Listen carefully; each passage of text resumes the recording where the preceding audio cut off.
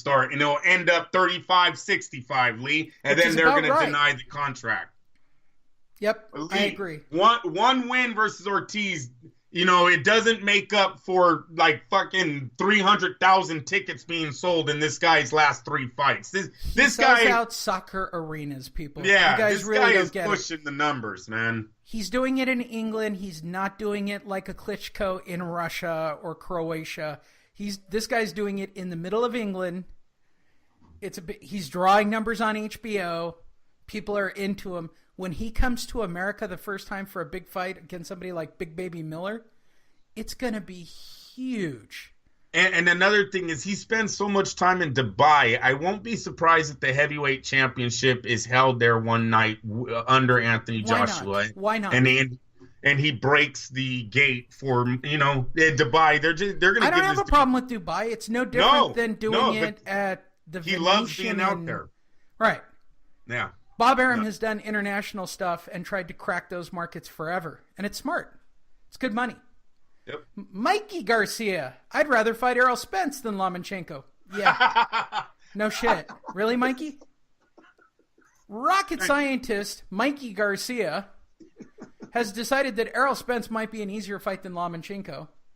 3-division world champion. And you know what? Wait a minute. Mikey Garcia. Go ahead. I'm sorry. 37-0 with 30 KOs, who I often confuse with Danny Garcia, says the welterweight division is certainly in his future. Really? Good for you, Mike. Is Mikey ever going to fight anybody? Hey, seriously, is Mikey ever going to fight anybody? I don't know if he's ever going to be in a 50-50 fight, if that's what you're asking. Yeah, that's what I want to know.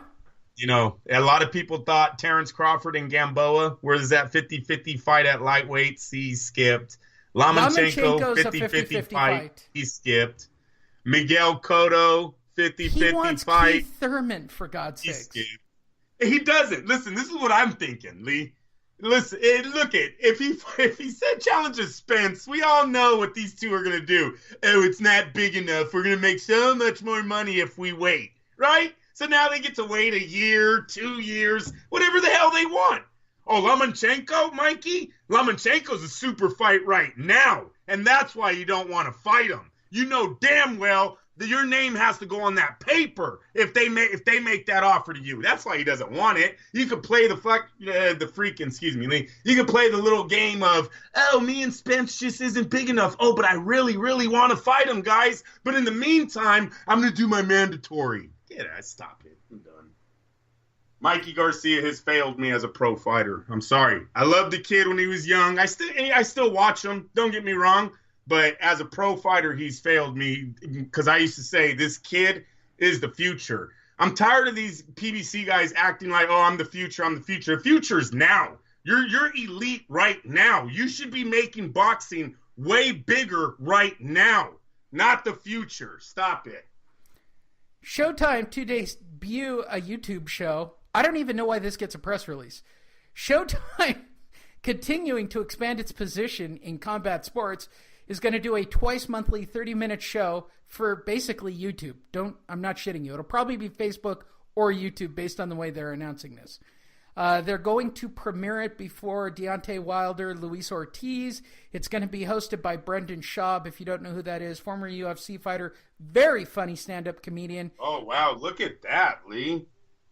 What, the list of guests? Yeah. Joe Rogan? They're going to get Steve Austin. Stone Cold. Now, wait a minute, though. Joe Rogan is doing a boxing I didn't read that part, bro. It's not a boxing show.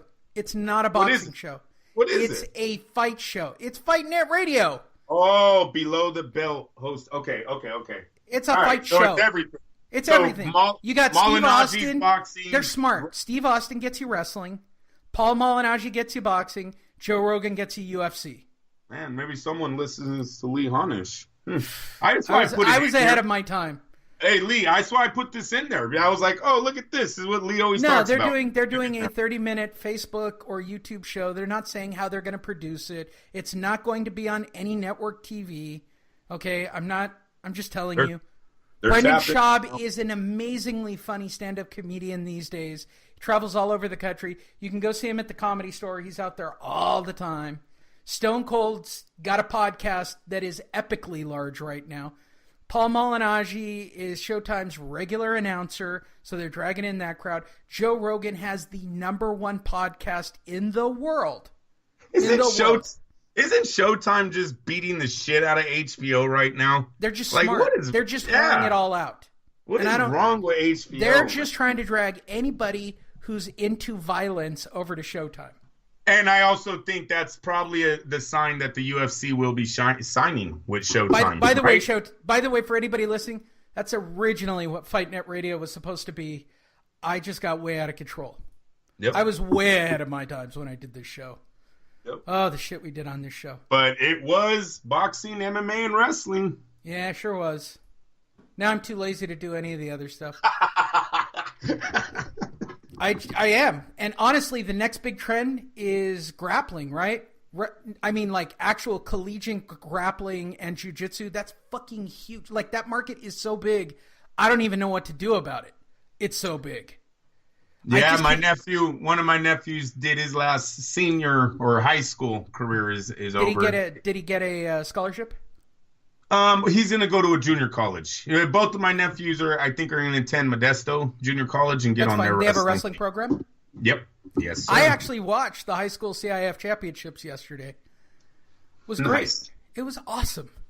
It came down to sudden death on almost every match. Oh. Yeah, one of the matches, my nephew was wrestling a guy that was rated higher. It was 5-5 with 20 seconds to go, and he got a reversal in the last 10. I can hear a collective sigh from all the boxing fans. I don't want to break this to you, boxing fans. Sorry, you guys. Everybody who's a boxing fan, take a deep breath. Outside of a boxing ring, your favorite boxer would get his ass fucking kicked by a wrestler. Here he goes again. Oh, my gosh. Oh, wrestlers are badass, dude. I know they are. Wrestlers, I know they are. Badass. Actually, Joe Rogan had the quote of the week, if you guys didn't see it. If you train in boxing, Muay Thai, Jiu-Jitsu, or grappling sports, you are one dangerous motherfucker. Yeah. As the Americans, just for an American, I've always said wrestling and boxing, and your son should be fine. Son or daughter should be fine during school. Because I see all the memes. One of my favorite memes is nobody on the wrestling team ever got bullied. That's correct. Yep.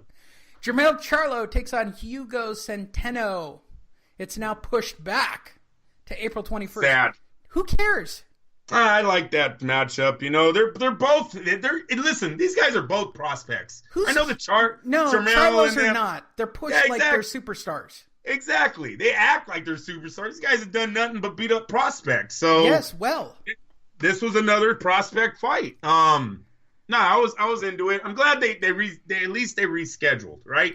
They didn't just scratch the fight totally. I don't know whose favor this works in, because if Charlo or how do you say his name, Quintano, if any of them peaked, this could play bad for them. This extra so many 4 weeks that they're gonna have on the shelf again. But I'm still interested in the fight. What can you say? That's all Charlo. That's all the Charlo brothers gives us, right? True. Our two featured stories for today at the 1 hour and 45 minute marker. Yeah, no shit. And this is another half hour by itself for the two stories. There's a lot of sub stories to the next two stories. We've been covering them from the beginning. So again, go to LasVegasDiscount.net. Sorry for the long show, or maybe yay for the long show. I don't know. I've listened to other boxing shows, so you guys should just be grateful that we're somewhat coherent on some level, I think. Don't just try to get interviews. I mean, you can do, it's not even that. Like actual podcasts where it's like 2 or 3 guys just talking boxing, they have no skill. I mean, you've been doing it long enough that we don't trip over each other. We never have. I mean, I've directed traffic pretty well, but none of these guys take the time, like they talk over each other. Shut the fuck up and let somebody talk. It's okay to not talk. I don't get that shit. Oh well. I hear you. But since all of those boxing shows follow our show, and I'm not even shitting about this, they follow... Oh, stop. Stop. Where do you think they get their shit from? I don't know, but don't start... You're not on that kick again? By the way, Andrew does get on that kick for anybody.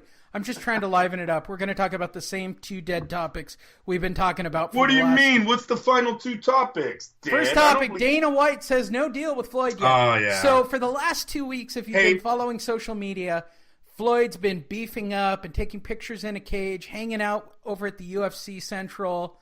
And Dana White has come out and said there's no deal. There's no deal. He's going to have Khabib fight Tony Ferguson for the belt, right? If Conor McGregor wants to come back, he will have to fight one of those 2 guys. But Conor McGregor is enjoying his money, people. He doesn't have... I'm going to say this because a lot of you guys that listen to this show, and it's all guys. We don't have any women who listen to this show. That I can actually we do. You don't watch us following that. It's got to be a family member. No, it's not. And we do if you actually pay attention, Lee. All right. Well, okay. Listen. Matter of fact, probably our number 1 fan is probably a female. I don't even. Really? Lee. Keep going. Sorry to all of our female fans. All one of you. Holy stop. It's a dude ranch in here. My God, it's a sausage party. It's a goddamn sausage party. Hey, listen, if I'm Floyd Mayweather, I immediately come out with the statement saying they lowballed him, right? That's all you have to say, and this all goes away. This has nothing to do with Floyd was just pretending he wanted to fight. I'm going to tell everybody what this is. In Conor's case, here's the truth. In Conor's case, why should he fight for those of you who don't follow the UFC, Khabib is the real deal. Okay, Khabib is a really serious, badass dude. And so is Tony Ferguson. Conor would actually really have to train and probably take a warm-up fight before he could even step up to a Khabib or Tony Ferguson. I mean, that's how serious those fights are. So you got to go back to the gym. You're doing 2-a-days and 3-a-days at altitude to take a tune-up fight because you haven't fought really in a couple of years, to get up to fight a guy like Khabib who's got knockout, legit knockout power, because Khabib's going to beat Ferguson by knockout. That's going to happen. It's a very compelling fight. Khabib, no, then why would I want to? I got $100 million, dude. I won the lottery. Why am I even training anymore? Yeah, I get it. Some guys why have a am drive I not banging and some my don't. super hot wife, right? Yes. Yeah, and but producing more children. Conor McGregor has the opportunity to make a lot more money for his family. I don't know why you would just say, much more do you I need? did it once. I don't need to do it again. Listen, Floyd, how much more do you need? Well, his family needs money, not just him. It's $100 million. Why not dude. Set up it's the generations? $100 million. Why not set up generations? Ugh. I don't know those kids. Okay, they might be my great-great-grandkids. I'm going to the grave without money. I'm just making it clear. You're so messed up. I know. Either way, Floyd should just say they lowballed him because people at the end of the day, that's what it was. They were going to do it. I'm telling you right now, you give this Floyd enough money, he'll do anything. Mark my words, anything. Even you see the clothes he wears half the time? He's paid to put those clothes on. Right, he's not spending money. That thing in China, they said he made $3 million dressing like a girl out there in China. Why not? I don't know if I'd put on knee highs. This goes almost back to the CM Punk thing, where CM Punk was interviewed after he got signed by the UFC, and they're like, well, you're not going to make enough money if you're only taking a couple of fights. He goes, look, let me explain this so you guys understand. When you make millions and millions of dollars, you don't have to work a gang. You just have to be smart with your money. You don't. Yes. Yeah, but CM Punk don't make Conor McGregor money. No, right? he didn't, but Conor he made McGregor millions. Made $100 million. No, $100 million is lottery winning. Okay. Yeah, and he can do it again. McGregor can make that again if he would just get disciplined enough and get his ass back in the gym. It's tough. I know it's tough. You obviously see some people got it, some don't. He doesn't have it. He hit the lotto and now he's done. So whatever. But the whole thing about Floyd in the UFC, no, that was about money. And I don't think the UFC has enough money to attract Floyd into that cage for what many would presume would be a loss, right? You're going to have to pay Floyd a few $100 million for him to take a L. He ain't going to do that for free. And I'm also going to tell you, I wouldn't be surprised if Floyd wanted to be announced first. Floyd wanted his name on the poster first. Of course. Floyd is Floyd. I bet Conor probably said, you ass, you're in my sport. You're not getting any of that. Floyd said, I walk. Yeah, right.